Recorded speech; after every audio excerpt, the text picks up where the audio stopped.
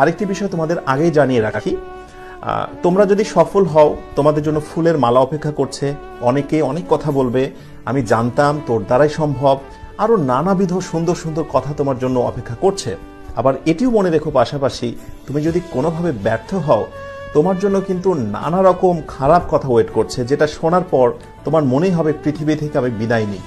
অনেক মানুষ তোমাকে কষ্টের কথা শোনাবে, যদিও আমি বলবো যে তাদের কথায় মোটেই কোনো কিছু যায় আসে না, কিন্তু আমি তোমাকে এখন সচেতন করব, এখন সময় আছে, তুমি তোমার লক্ষ্য পূরণের পথ ঠিক করে নাও, লক্ষ্য পূরণের জন্য মরিয়া হয়ে যাও।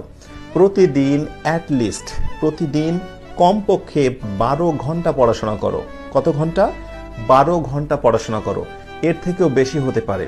এবং সঙ্গে আরেকটি বিষয় অ্যাড করব, শুধু পড়াশোনা করলে হবে না, শারীরিক সুস্থতা রেখে পড়াশোনা করতে হবে।